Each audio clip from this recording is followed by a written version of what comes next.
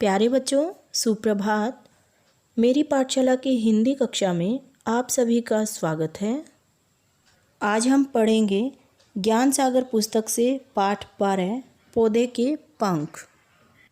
प्रस्तुत पाठ लेखिका शशि प्रभा शास्त्री द्वारा डायरी विधा में लिखा गया है। देखिए बेटा, डायरी क्या है। डायरी गद्य साहित्य की एक प्रमुख विधा है। डायरी लेखन व्यक्ति के द्वारा अपने अनुभवों, सोच और भावनाओं को लिखित रूप में अंकित करके बनाया गया एक संग्रह होता है, या यूँ कह सकते हैं कि हर दिन की विशेष घटनाएं, प्रिय अथवा अप्रिय, जिन्होंने हमारे मन पर प्रभाव छोड़ा हो, उसे डायरी के रूप में लिखा जाता है। डायरी लेखन में विशेष तौर पर एक बात यह ध्यान में रखी जाती है कि पृष्ठ में सबसे ऊपर तिथि, दिन तथा लिखने का समय अवश्य अंकित किया जाता है।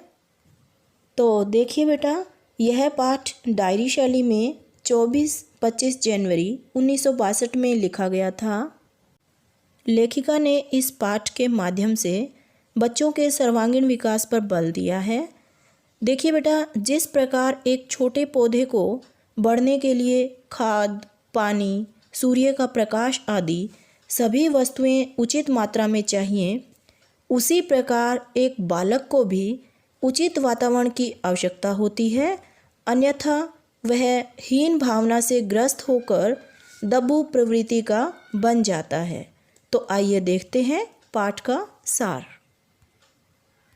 पौधे के पंख नामक कहानी में लेखक के घर शादी का माहौल है और उसी शादी के अवसर पर उसकी माँ की सहेली यानी मौसी का बेटा श्रीधर आया है और परसों ही लेखक की दीदी का विवाह है।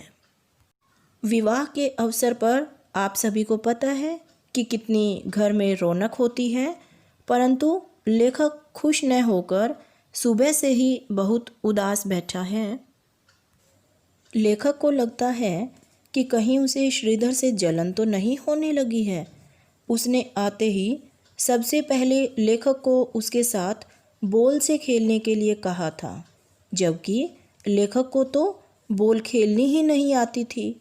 जब श्रीधर को यह बात पता चलती है कि लेखक को इतना आसान सा खेल भी खेलना नहीं आता, तो वह लेखक का मजाक उड़ाता है।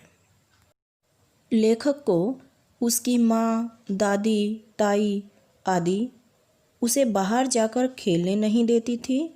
वे हमेशा लेखक के सामने हाथ पैर टूटने की बात रख देती थी।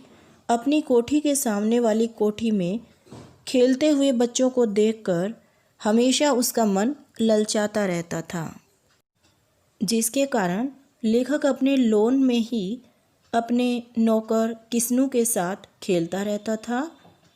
अपने आप ही बॉल फेंकता और बॉल यदि अचानक लॉन से बाहर चली जाती तो किस्नू ही खोजकर उसे वापस लेकर आता था। और लेखक की माँ का कहना था कि लड़के गंदे और चोर होते हैं, जिनकी संगति में रहना अच्छा नहीं होता। वह कमज़ोर और बीमार भी माना जाता था और खेलों में भी बहुत कम भाग लेता था। एक बार जब श्रीधर ने उससे अपना शहर दिखाने को कहा तो उसकी माँ ने डरते हुए कहा कि इसकी दादी और इसके पिताजी तो इसे घर के बाहर कदम भी नहीं रखने देते। घर में सबकी इस प्रकार की बातें सुन सुनकर लेखक सोचता है कि क्या वह कांच का बबुआ है जो उसे यूं छिपा कर रखा जाता है। जब श्रीधर ने लेखक के छोटे छोटे खिलौनों को देखा तो उसकी हंसी भी उड़ाई, क्योंकि वह लेखक की उम्र का होने पर भी ज़्यादा दूध पी सकता था, ऊंचा उछल सकता था, वह ज़्यादा तगड़ा भी दिखता था, वह घोड़े पर भी चढ़ सकता था। जबकि लेखक को उसकी दादी ने जब मसूरी में घूमने गए थे तो वहाँ पर पहाड़ पर भी घोड़े पर चढ़ने नहीं दिया था। दादी उसे हमेशा अपना इकलौता पोता, माँ उसे इकलौता पौधा, इकलौता राजकुमार कहा करती थी। लेखक आज बहुत परेशान था। उसने आज न दूध पिया न खाना खाया, जबकि श्रीधर निश्चिंत होकर उसके कमरे में सो गया।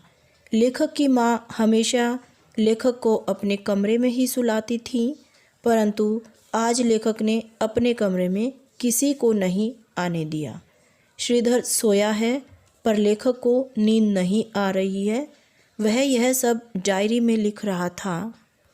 लेखक को खुली खिड़की से चांद पहली बार दिख रहा था। चांद की माँ उसे इतने बड़े आसमान में अकेला खेलने को छोड़ देती है, जबकि उसकी माँ ने उसे कभी भी अकेला नहीं छोड़ा। न ही नदी में नहाने दिया और न भीगने दिया। लेखक का मन अब बहुत ही विचलित हो उठा। वह क्या करे?